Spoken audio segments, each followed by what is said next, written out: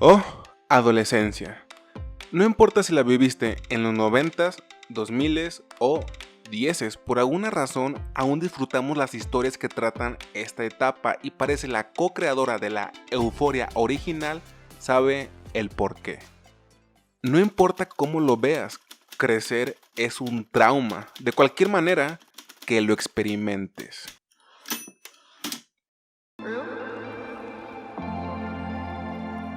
How you doing?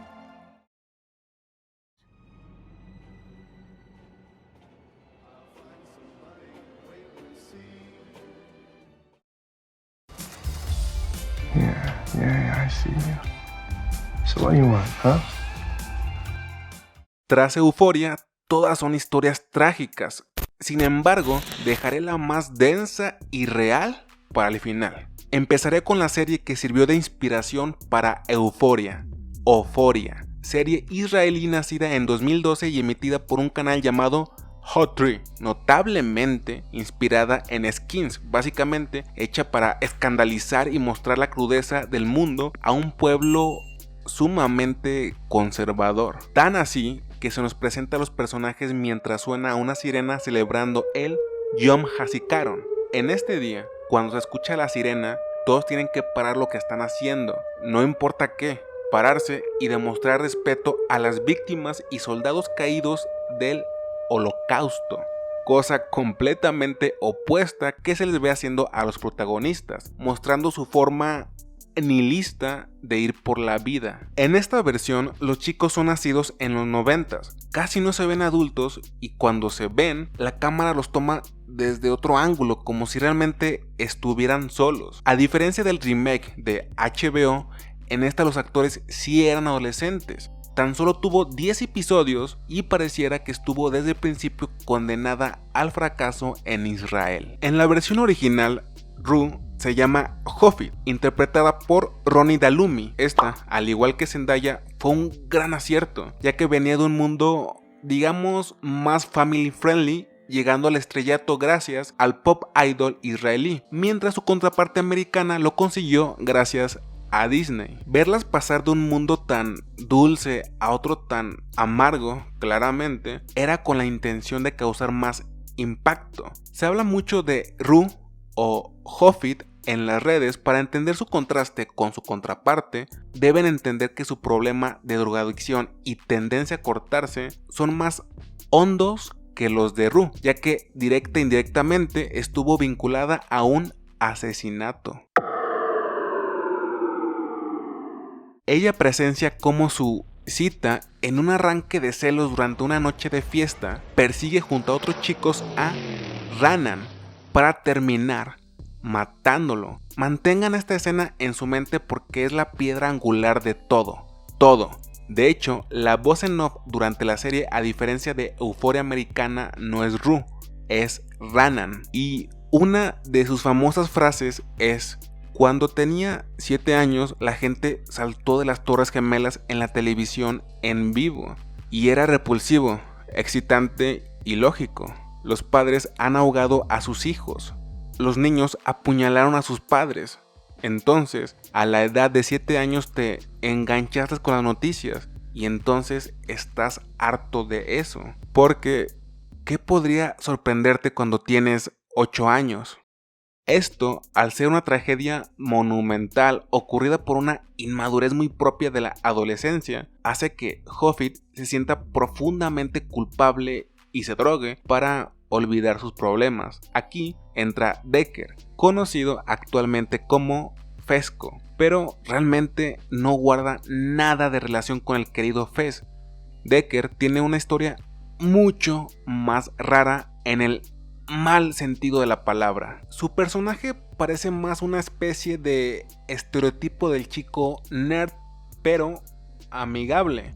Pasa sus días elaborando drogas alucinógenas gracias a videotutoriales para después darle a sus amigos, y anhela encontrar la forma de ya no sentir miedo. De hecho, por muy extraño que suene, lo consigue después de someterse a una operación donde un tío suyo le extirpa cierta parte del cerebro. Según investigué, Esto lo vuelve a alguien intrépido, y aunque no sabemos mucho de la Euforia original, sí sabemos él tiene obsesión por Hoffit, la contraparte de Rue, y en su punto más bajo abusa sexualmente de ella.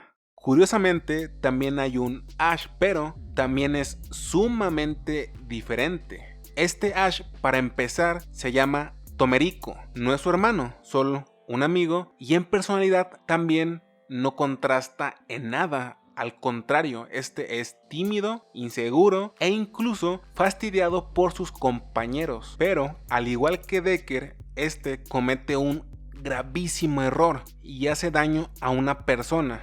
Al parecer, al exnovio de Hoffit, matándolo después de sufrir su intimidación por varios años. Otro personaje interesante es Kat, puesto a que también guarda una gran relación con un personaje de Euforia israelí, Noi. Ella es una chica que, como Kat, sufre mucho por su apariencia. Al igual que ella, busca ser una estrella del internet y tiene muchas relaciones sexuales casuales. La parte más oscura de esta Kat es que contrae el temible virus VIH. Se especula mucho que Usher sería el Nate de esta versión. Sin embargo, no está muy claro, y aunque ciertas actitudes le dan semejanza, realmente Usher parece, digamos, menos psicópata que Nate. También está Kino, quien se piensa es Lexi, ya que tiene una gran amistad con Hoffit y su mejor amigo fue el chico asesinado esa trágica noche. Pero pareciera entre ellos hay más que una amistad, incluso se les ve tomados de la mano en una escena. Lamentablemente, personajes como Maddie, Cassie y propiamente una Jules parecen no existir. Pero lo más impactante de la serie ocurre al final, cuando, según internautas, se ve como ya les dije, Noi contrae VIH. Decker se enoja con Hoffit y abusa de ella. Hoffit quema el departamento de Kino y su exnovio es asesinado por Tomerico en una transmisión en vivo, así cumpliendo con la misión de escandalizar y tocar las fibras más sensibles del pueblo israelí. Hey Cass, I have a quick question for you. Sam Levinson ha dado mucho de qué hablar los últimos meses. En TikTok hay inmensidad de videos que hablan sobre sus polémicas, teorizando miles y miles de cosas. Lo que es un hecho es su magistral forma de hacer Euforia, y no es para menos, su padre es Barry Levinson, director de películas como Buenos Días Vietnam, Dinner y Los Hijos de la Calle. Su mayor acierto fue pensar en Euforia como algo a ver desde una perspectiva emocional, más no intelectual. Se nos acerca el drama adolescente con todos los recursos de Levinson: la voz en off de Rue, presentaciones de los personajes, emociones hechas escenas y, por supuesto, el juego de luces ya tan particular. Pero me atrevo a decir, lo más importante, el guión, porque los problemas de Rue Bennett están inspirados básicamente en los problemas de Sam Levinson. Él tuvo una adolescencia donde pasó buena parte de su tiempo en centros de rehabilitación, iniciando con drogas alucinógenas y pasando a los opiáceos. Y no solo eso, él ya tenía definido que moriría debido a las drogas. No estaba en sus planes cambiar su estilo de vida e incluso estuvo a punto de escalar a drogas más fuertes, cuando en una de sus recaídas escuchó la frase: al final no somos más que una amalgama de nuestras acciones, y eso es, en última instancia, lo que nos define.